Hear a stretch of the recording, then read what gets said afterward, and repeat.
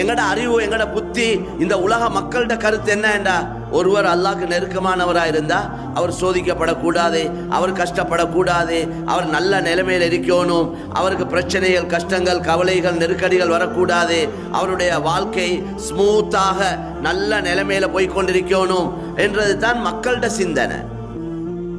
அது குர்ஆன் ஹதீஸ்க்கு மாற்றமான ஒரு சிந்தனை கருத்து. அதனால ரசூல் ஸல்லல்லாஹு அலைஹி வஸல்லம் சொன்னாங்க, யுப்தலர் ரஜுலு அலா ஹஸபி தீனி ஃபஇன் கான ஃபீ தீனிஹி ஸலாபா ஸீத ஃபீ பலாஇஹி வஇன் கான ஃபீ தீனிஹி ரிக்கா குஃபிஃப அன். ஒரு மனிதன் அவனிடத்தில் எவ்வளவு தீன் இருக்குதோ, எந்த அளவு அவன் உள்ளத்துல ஈமான் இருக்குதோ, அதுக்கேற்ற மாதிரி ஒவ்வொருத்தரும் சோதிக்கப்படுவாங்க. அவங்க தீன்ல உறுதியானவங்களா இருந்தா ஸீத ஃபீ பலாஇஹி அவங்களுக்கு சோதனைகள் அதிகரிக்கப்படும். அவர் தீன்ல பலகீனமானவராக இருந்தால், ஈமான்ல பலகீனமானவராக இருந்தால் அவருக்கு சோதனைகள் லேசாக்கப்படும் என்று நபி ஸல்லல்லாஹு அலைஹி வஸல்லம் சொன்னார். அந்த அடிப்படையில் எந்த அளவு அல்லாஹ்வை நெருங்குறோமோ அந்த அளவு நாங்கள் சோதிக்கப்படுவோம், பல அமைப்பிலையும் சோதிக்கப்படுவோம்.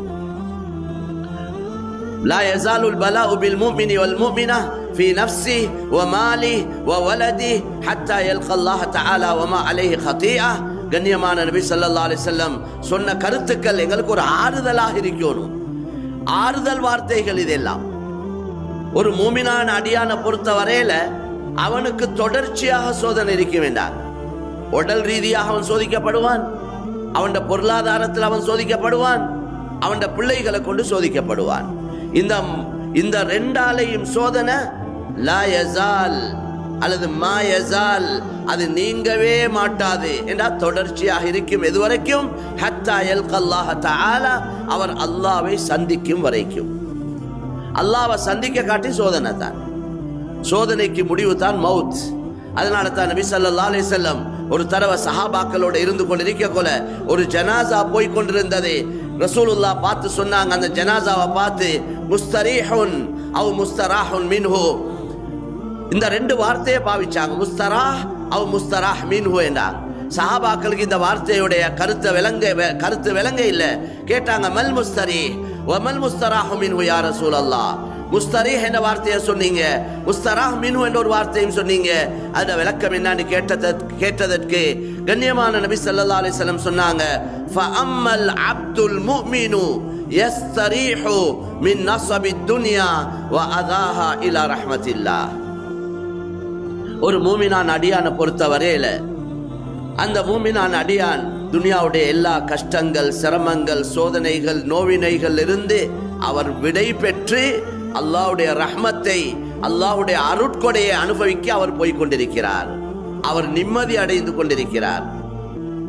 முஸ்தராஹ் மின்ஹு என்றா யார்? வஅம்மல் அப்துல் ஃபாஜிரு யஸ்தரீஹு மின்ஹுல் இபாது வல் பிலாது வஷ்ஷஜரு வத்தவாப் என்று சொன்னாங்க. ஒரு பாவியை பொறுத்த வரையில அவண்ட மௌத்த கொண்டு ஊருக்கு நிம்மதி, மக்களுக்கு நிம்மதி, மரமட்டைகளுக்கு நிம்மதி, மிருகங்களுக்கு நிம்மதி கிடைக்குதுன்னா, பாவியான அடியான மௌத்த கொண்டு அவனுக்கு நிம்மதி இல்லை, அவனால மக்கியவங்களுக்கு நிம்மதி, ஊருக்கு நிம்மதி கிடைக்குது, மக்களுக்கு நிம்மதி கிடைக்குது, மரமட்டைகளுக்கு நிம்மதி கிடைக்குது, ஏனே எல்லா மிருகங்களுக்கு நிம்மதி கிடைக்குதுன்னா, அது எந்த அடிப்படையிலேண்டா பாவிகளுடைய பாவங்களால தான் இந்த உலகத்துக்கு சோதனைகள் வந்து கொண்டிருக்குது, அழிவு நாசங்கள் வந்து கொண்டிருக்குது. பூகம்பமா இருக்கட்டும், சூறாவளியா இருக்கட்டும், சுனாமியா இருக்கட்டும், அல்லது வேற எந்த வகையான தண்டனைகள் சோதனைகளாக இருக்கட்டும், இந்த தவறு செய்யக்கூடியவங்களோட பாவிகளுடைய பாவங்களால வந்து கொண்டிருக்குது. எனவே இந்த பாவிகள் உலகத்திலிருந்து விடை பெற்று போக போக இந்த ஏனைய படைப்பினங்கள், இந்த எல்லா படைப்பினங்களும் நிம்மதியாக வாழும். இந்த மரமட்டையுடைய அல்லது ஏனைய மிருகங்களுடைய ஏனைய படைப்பினங்களுடைய பாவத்தால் அல்ல சோதனை வருவது. சோதனை வருது மனிதர்களால, பாவம் செய்யக்கூடியவங்களோட பாவங்களால தான் சோதனை வருது.